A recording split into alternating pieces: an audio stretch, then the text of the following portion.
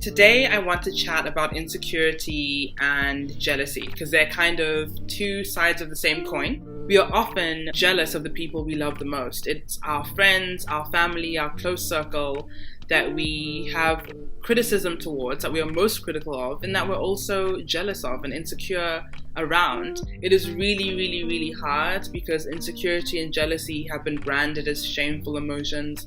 So we don't often go to people and say, hey, to be honest, I'm jealous of you. I'm envious. I wish I had what you had. So if you're hypercritical of somebody, if you always have a comment about what they're doing wrong, there's a chance that you are insecure. When you're around somebody who loves themselves and is confident, you'll either love it or hate it. And if you love it, it's because people are mirrors. We're all mirrors of each other. And so if somebody loves themselves and is confident in exactly who they are, that either might make you feel like you have the permission to love yourself because that's something you're pining for, or you'll either be repulsed because you can't believe or stand that they could be so confident yet embody something that you are humiliated to embody yourself. So we see this a lot in our culture with fat phobia. People are really disgusted that you can be fat and happy because for themselves, they could never fathom being what they consider undesirable and still love themselves. If you don't like something, if you hate someone, if you are disgusted by someone, it really does reflect something in yourself. It is never objective. And that's a hard thing to conceive of. Insecurities and jealousy aren't inherently bad things. I think they're really fantastic for identifying desires you have in yourself that are unmet. But if you don't know how to identify them, then it's always, I can't stand this person, I hate that person, and you have no real reason why, but your ego finds ways to justify it.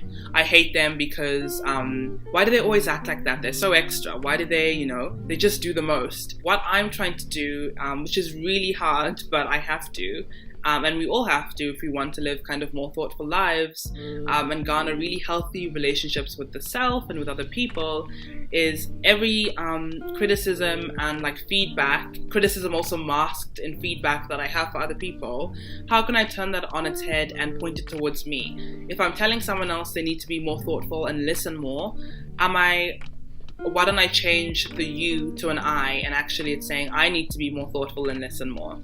So how can every single piece of feedback and criticism I have in my head for other people, or that I actually communicate to other people, how can I use that to better know myself?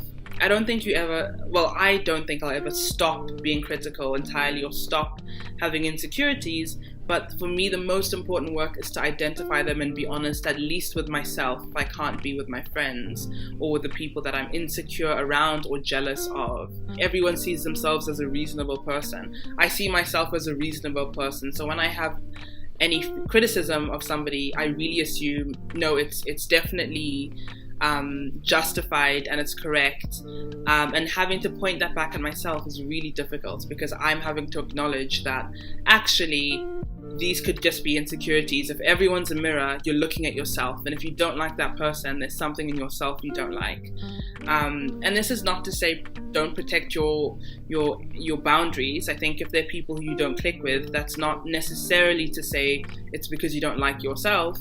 You can manage those boundaries. What I'm speaking about is your loved ones, the people you've already accepted in your life. We all think we're justified in our behavior, but if you really think about it, then you'll realize actually the engine behind my behavior is insecurity and jealousy. It's really hard to detach ourselves from the ego and to be the seer of ourselves, to observe the thought behind the thought, but that's the only way we can start to take more control of how we behave and be much kinder to ourselves and therefore other people. Love and hate need the same energy. So if you love yourself, you don't actually have enough time to give hate to anybody else, nor are you concerned with how other people live their lives.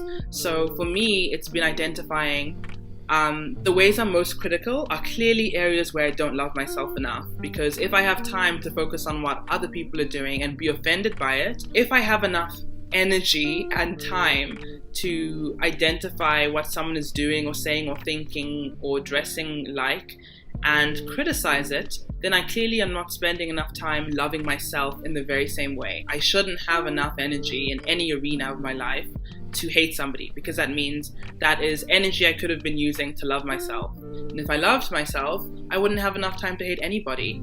And if I love myself, I love everybody, because everyone is a mirror of myself and we're all just ripples in the same ocean. So let me know what you think. Do you agree? Do you have different methods or ways of identifying jealousy and insecurities in yourself? How has identifying them affected your relationships? Have you ever told someone you were jealous about them, and how did that play out? Let me know, and also let me know what you want me to talk about in the next video.